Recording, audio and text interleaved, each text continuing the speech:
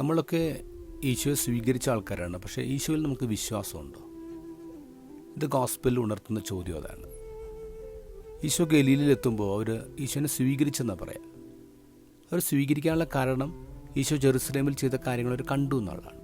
പക്ഷെ അവർക്ക് വിശ്വാസം ഉണ്ടായിരുന്നില്ല. അതുകൊണ്ടാണ് ഈശോ പറയുന്നത്, നിങ്ങൾ അത്ഭുതങ്ങളും അടയാളങ്ങളും കണ്ടാൽ മാത്രമല്ലേ വിശ്വസിക്കുകയുള്ളൂ. അതിനൊരു മോഡലായിട്ട് ഈശോ കാണിക്കുന്നതാണ് രാജസേവകനെ. ഈ രാജസേവകൻ എന്ന് പറയുന്നത്, എൻ്റെ മകൻ മരിക്കാറെ കിടക്കാണ്, നീ ഉടനെ വരണം. ഈശോ പറഞ്ഞു, നീ പൊയ്ക്കോ, എൻ്റെ മകൻ ജീവിക്കും. യേശുവിൻ്റെ വാക്കിൽ വിശ്വസിച്ച് അവൻ പോയി എന്ന് പറയും. Left believing. പോകുന്ന വഴിക്കാണ് അയാളുടെ ഭൃത്യന്മാരെ കണ്ടപ്പോൾ മകൻ സുഖപ്പെട്ടു എന്ന് വിവരം അറിയാം. അപ്പോൾ അവൻ ചോദിക്കുന്നുണ്ട്, ഇത് ഏത് സമയത്താണ് സംഭവിക്കുന്നത്? ഇന്നലെ 7-ാം മണിക്കൂർ എന്ന് പറഞ്ഞാൽ ഉച്ചയ്ക്ക് 1 മണിക്ക് നിൻ്റെ മകൻ സുഖപ്പെട്ടു. അപ്പോൾ രാജസേവകന് മനസ്സിലായി, ഈശോ പറഞ്ഞത് അതേ സമയത്ത് തന്നെയാണ് ഈ മകൻ സുഖപ്പെട്ടിരിക്കുന്നത്.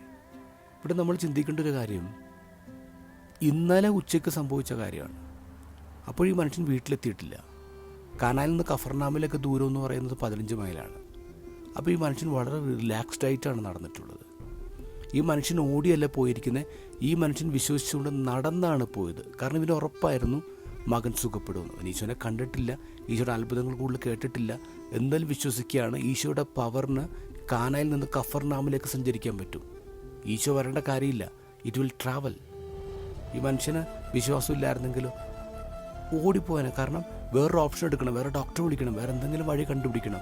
ഇല്ല, എൻ്റെ മകൻ സുഖപ്പെടുന്നു ഉറപ്പായതുകൊണ്ട് ഈ മനുഷ്യൻ നടന്നാ പോകുന്നത്, ഓടിയല്ല പോകുന്നത്. ഇതാണ് വിശ്വാസത്തിൻ്റെ ഹൈറ്റ് എന്ന് പറയാം.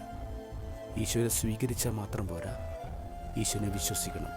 അവനും അവൻ്റെ കുടുംബവും വിശ്വസിച്ചു എന്നാണ് പറയാം.